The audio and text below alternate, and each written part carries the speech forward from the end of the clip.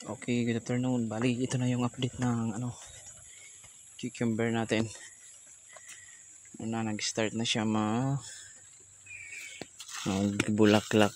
Yan ang flowering. Yan. So, mataas na. So, ngayong week na to, siguro nandito na to sa taas.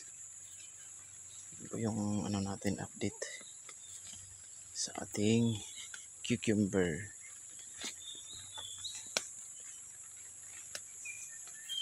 So, ito, bali, tinatanggal namin to. Yung may mga ito leaf miner kasi ito yung dumali sa namin doon sa cucumber namin before.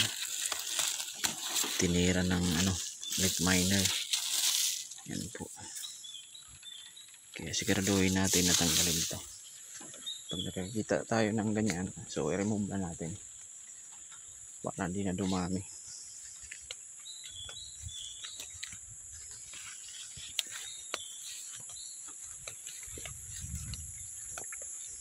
Yan. So maraming cucumber na to. Siguro mga approximate mga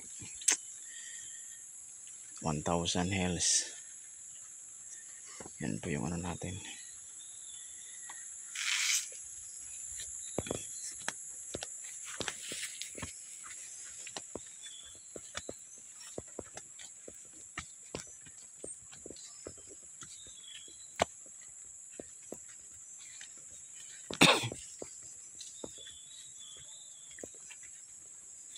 So yan, nag-start na yung damo. Pero yung ginagawa namin sa mga damo, kasi hindi basta-basta makontrol yan. Yung ginagawa na lang namin, bali, ina-apply na lang namin ng herbicide yung mga patwi para alis na sa labor. Kasi pag nagpadamo ka, mas marami yung time na nawawala, din mas malaki yung gastos. Kaya yung mga patwi, focus kami dyan sa herbicide.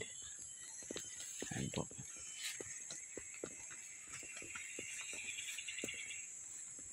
So yung ampalaya namin, bali tapos na.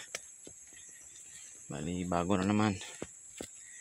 Ayan po, bali ito yung anak ko, kasama ko sa bukid. Si Andy Kai.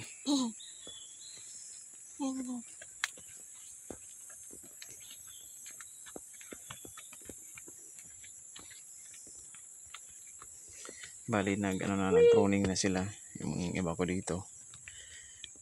Leko next na ako na yung tatapos niyan.